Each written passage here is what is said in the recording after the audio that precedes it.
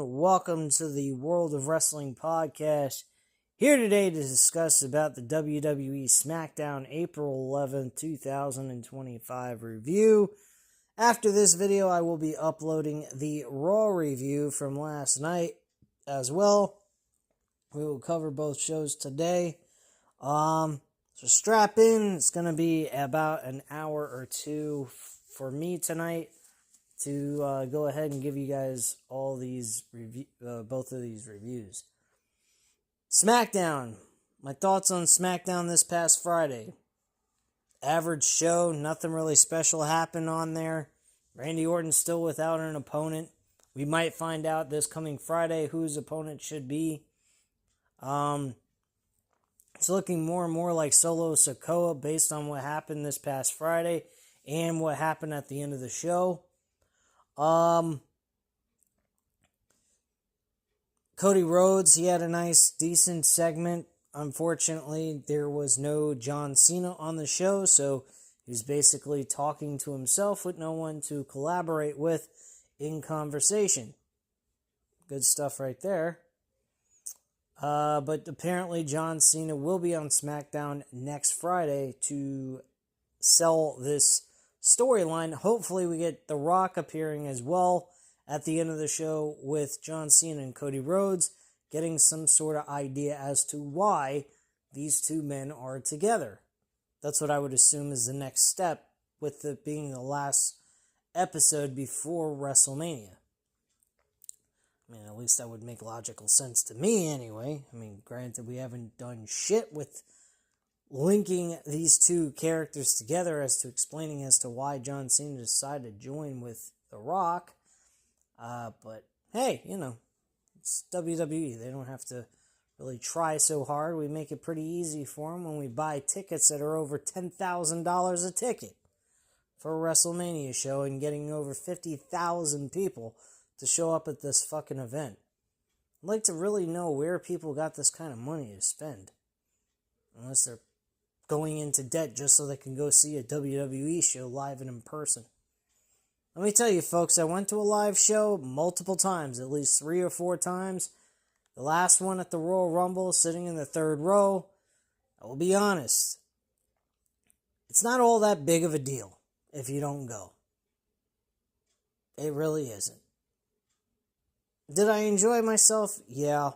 But was it after the show is over and I was going home, I was saying to myself, show is good, but was it really worth all the money I spent? Not really. It's better to watch it at home. You get to hear the announcers, you get to see everything, and so on. And you ain't got annoying people around you driving you fucking crazy. Now, granted, if you got the money to splurge on that, you're not going to go broke paying for it, and you can pay it outright and not have to pay it in monthly payments, giving yourself an extra bill to worry about every month. And I say, yeah, go ahead and do it. It's not a waste of complete time, but for a middle-class guy, you know, probably not the best idea to go out and just waste your money on. There's so many other things you could spend your money on that's a lot cheaper.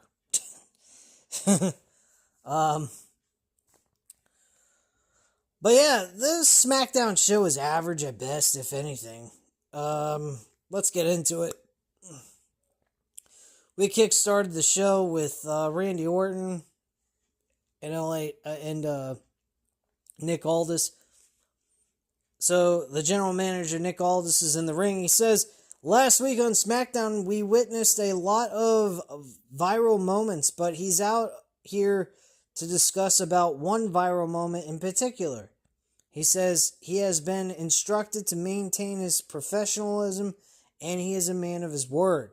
He introduces Randy Orton to the ring, and out he comes to the fans singing his theme. Randy Orton gets in the ring, and Aldis eyes him. Orton tells him that he can tell by the look in his eyes that he took last week very, very personally. Orton tells him that Aldis can't tell him that he didn't expect him to get hit with an RKO after last year where he paid for an RKO in advance. Orton tells him he thinks they are even. The reason why Orton wants to speak to him is because there is not a, what the fuck?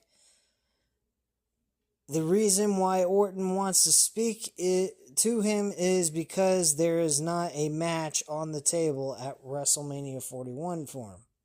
Orton tells him it's a very important WrestleMania. This will be the 20th time he'll compete at WrestleMania. Orton says he guarantees him that he will be in Vegas and he doesn't care what it takes. He wants a match. Orton tells Aldis maybe he can take his suit off for a night. Aldis tells Orton this isn't about money. The company is making money and he busted his ass for 20 years to make it to the company. He tells Orton he doesn't need his money, he needs his respect. Fans chant RKO and Orton backs away. He tells Aldis that he has his respect. He earned it a long time ago. But if he doesn't deliver a match for him at WrestleMania, he can't promise that he will apologize to Mickie James after he does what he does. Solo's music hits, and out comes Solo Sikoa with Tama Tonga. Solo asks Aldis if he can tell Orton to get out of the ring and embarrass himself. Okay, and he tells Orton that no one wants to hear him cry. It's over for Orton, and that is because he is in the past.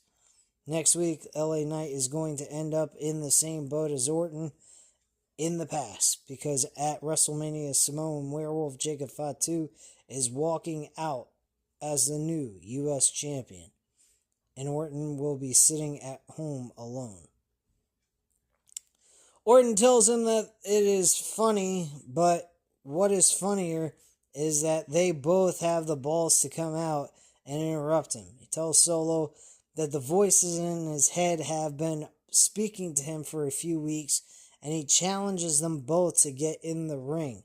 Solo and Tama Tonga get on the ring apron, and Orton takes Tama out, but Solo hits him from behind. Both men double team him in the corner, and LA Knight comes out. He gets in the ring, and LA Knight hits Solo with a big boot, and Solo falls to the outside of the ring. Orton with an uppercut, and Tama Tonga leaves the ring. Orton and LA Knight stand in the ring.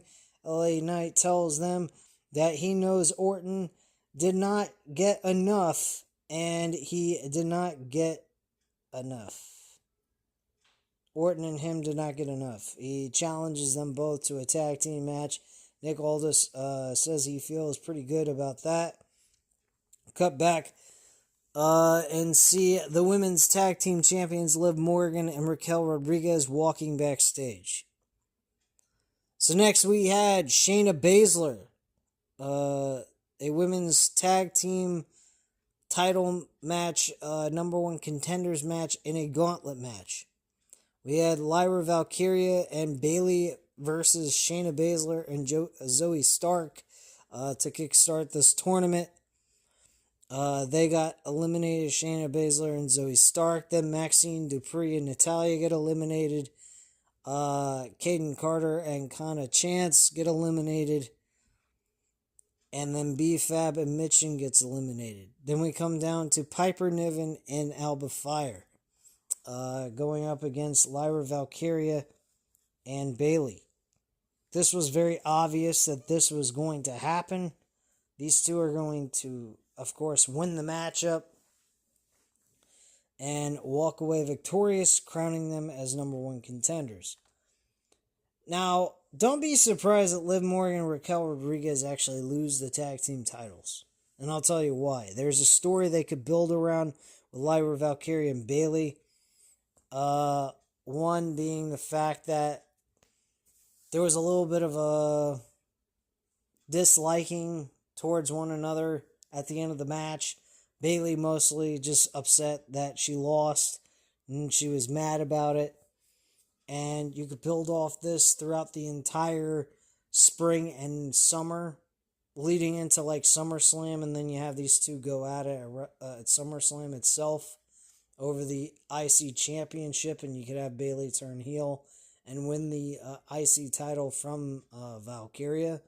That's an option that you can go with, and have these two women as tag team champions throughout the entire spring, all the way up to the near end of the summer, just before the SummerSlam pay-per-view, and do that. That would be something I would do. Granted, this past yesterday, I believe it was Valkyria that got the W.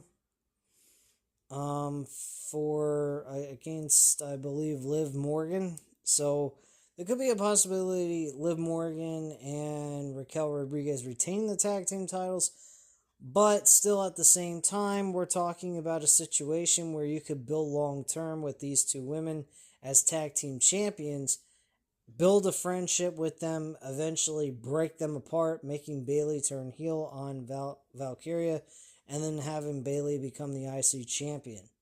It's a title she's never held. Nobody has except for Valkyria. So it would make sense, and it would build a lot of steam and momentum behind it. People get sympathy towards Valkyria depending on how things are building up between the two as tag team champions throughout the whole summer. And if things are going well, they could definitely go about doing that. Or Valkyria is going to end up sinking and be forgotten about after she loses the IC title. That's all depending on how the crowd reacts to her and the work that WWE puts into it. If the WWE failed to do this, if they go in this direction I'm talking about, they have to put effort behind this.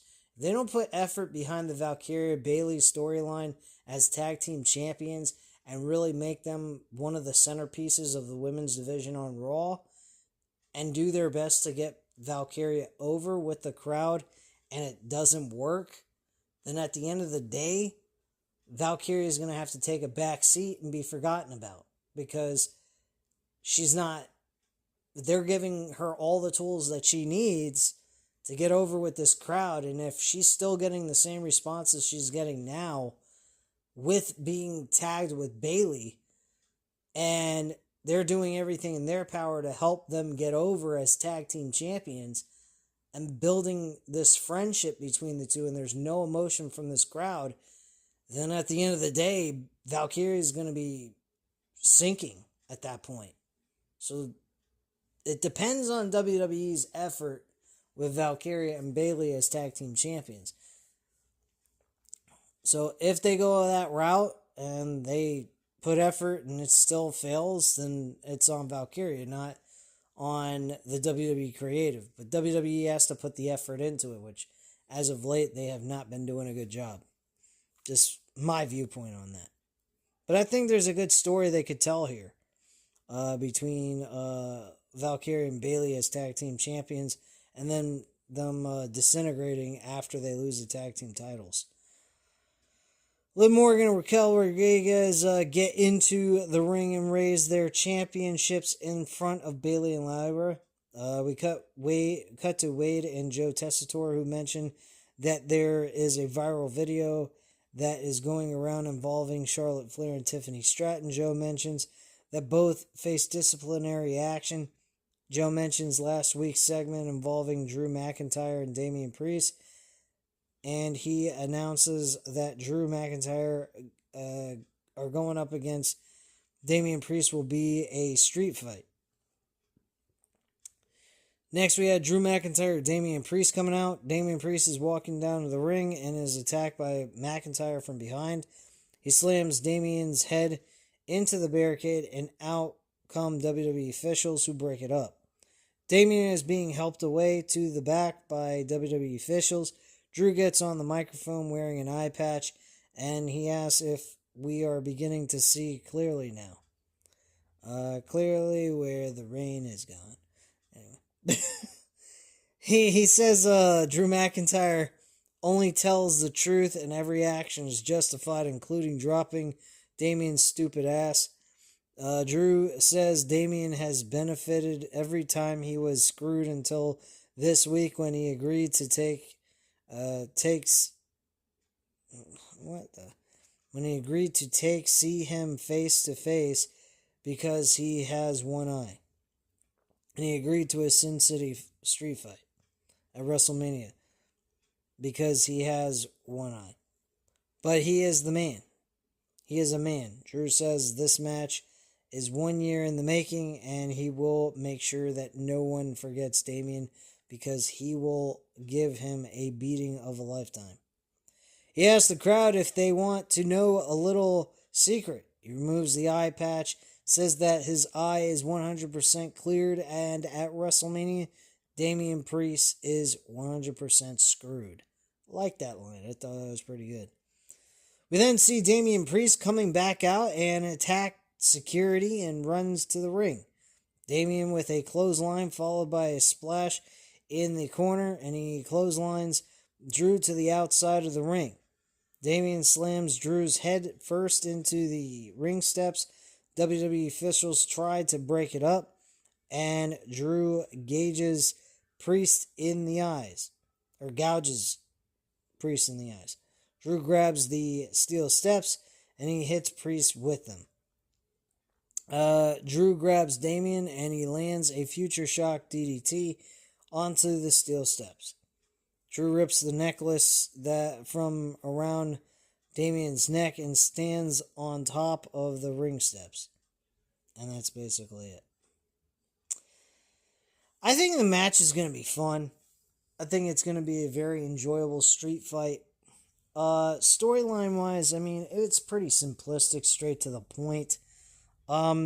Just minor things here and there that give you the belief that this match should be taking place, but nothing really heavy.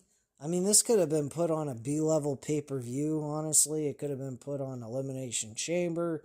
It could have been put on Backlash if they wanted to. Anything like that.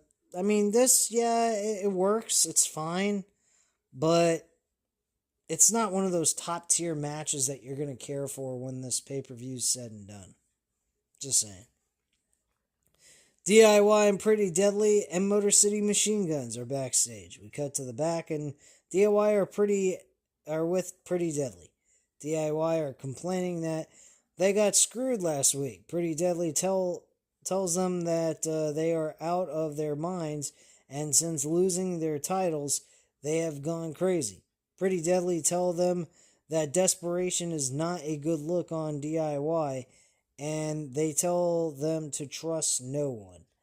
Pretty Deadly walks away, and in come the Motor City Machine Guns.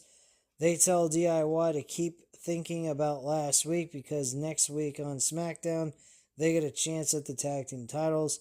They tell DIY that DIY screwed them before, and this is karma. You better watch yourselves before you wreck yourself. Because I think DIY is going to fuck them over on next week's next episode of SmackDown for the tag team titles. Rey Fenix versus Berto. This was an alright match. Not bad. Rey Fenix did well in this. And he won, obviously.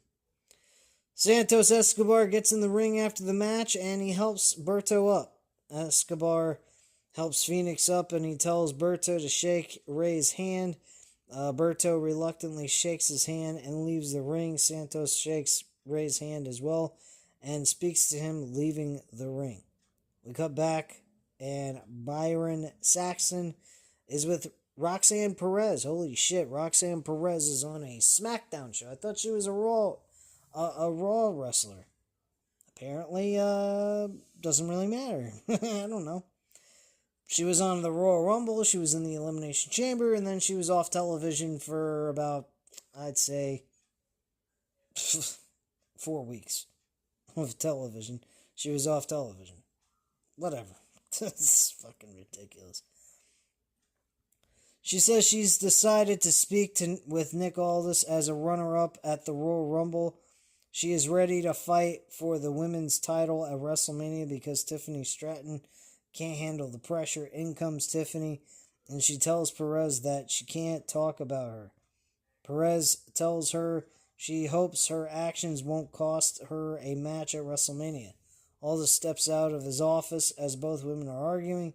Tiffany challenges Perez to a match tonight, and Aldis says he will think about it, tells Tiffany to cool off, and Tiffany walks away. Big fucking whoop. We then see a history package air showing CM Punk Paul Heyman's friendship throughout the years. Chelsea Green is knocking on the trainer's door, asking for Piper Niven to come out. In comes Zelina Vega, who tells her she will see what kind of champion Chelsea Green is. Great. Chelsea Green versus Zelina Vega in a one-on-one match. And Chelsea Green ends up losing this match by countout. So Zelina Vega actually wins this match in a non-title match. Apparently next week we're going to be seeing a 6-woman tag team match. I apologize for the noise outside. It is actually my neighbor. He rides motorcycles. So you're hearing music and his motor going off. So I apologize about that. Good classic music like Guns N' Roses, Sweet Child of Mine. Good music. At least for their old classic songs, but anything after that's shit by Guns N' Roses. Anyway, we cut to the back, and Santos Escobar tells Berto and Angel that what he saw out there was the kind of performance he wants to see from Legado del Fantasma. Tells Berto that he is disappointed in him. Tells Angel to go with him to find Rey Fenix to congratulate him on a job well done. It is announced that Tiffany Stratton will take on Roxanne Perez tonight as well.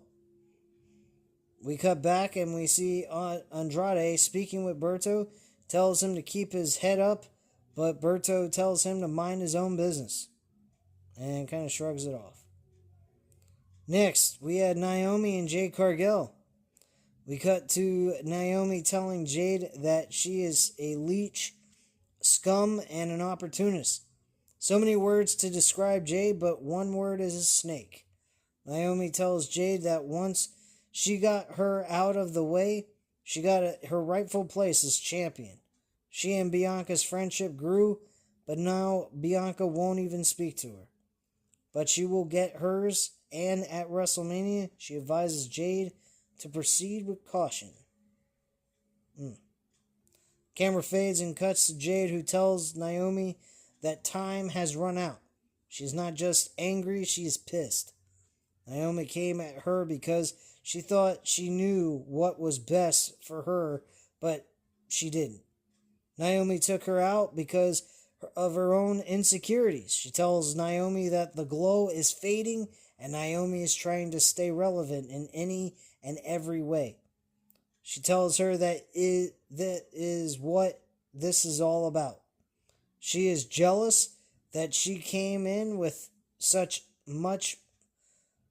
much aura and glow. In this WrestleMania, she is not a rookie anymore. She's her biggest threat because of a storm is coming. Whatever. I hope Naomi wins that match. Next we get Cody Rhodes. He comes out. Fans sing Cody, Cody Rhodes, Cody, Cody Rhodes. Tells the fans that they have him flustered. And he tells them they have always been good to him. He says this is the definition of realized potential, the metric that stands. He points at the title and says that this says you are the best wrestler in the world. He's got every single championship from different eras put on podiums. Very nice scenery. I liked it. And it was to get to a point. So, he continues on. He says he is blessed to be able to carry it and its weight. That's what WrestleMania has turned into. It's about their right to keep it at home. It's about the next champion, and there's one man who is trying to take that all away. John Cena. Fans chant, "Let's go Cena, Cena sucks." Cody says Cena has neglected in making Seattle part of his farewell tour, he has opted to be in Vegas for Smackdown next week. It would be cowardice on his part to rebuttal Cena's remarks from London, but Cena had said that Cody having his tattoo makes him a common man. Cody asks, so what? He has the tattoo not because he thinks he is somebody, but because he wants to be somebody. Cody runs through the WWE titles in the ring and gets to the spinner belt. He spins the title and says, oh, is it someone who can carry the company on his back through good or bad for 10 years? He says Cena looks at the spinner belt and sees it as a bad thing, but he doesn't. He sees it as someone who is trying to find himself and asks if that sounds familiar. Tells Cena that he is the WWE champion and Cena is not. He says Cena is always teaching and preaching, but maybe he can teach Cena something.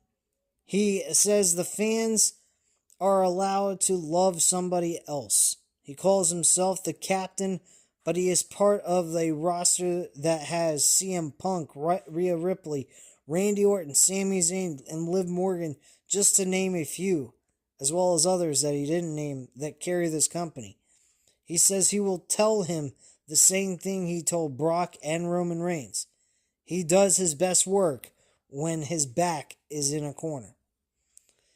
And when the bell rings and this is over, he will leave Cena in the ring to have his moment to say goodbye. It would be clever for him to tell Cena that his time is up and Cody's time is now. But Cena has known for a while that his time is up. But the WWE title is timeless. It will stay home and it stays with them. Cody raises the WWE title in the air and his music hits. Very nice promo. Nothing too much to complain about here. I thought it was well done.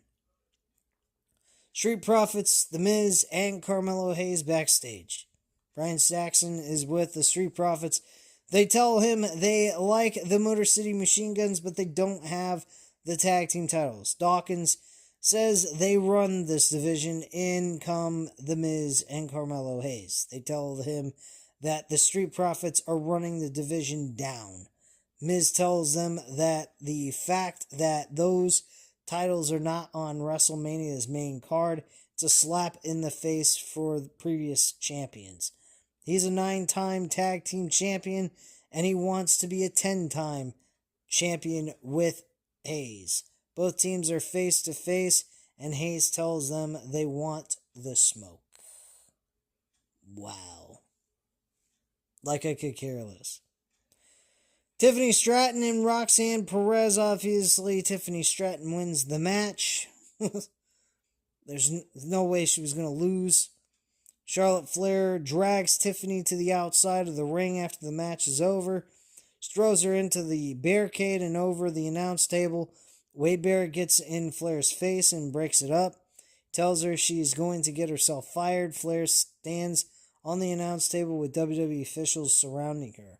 Also telling Wade Barrett to mind his business. Like, what does he have any right to say anything to her for? Blah, blah, blah, blah, blah. Anyway, moving on.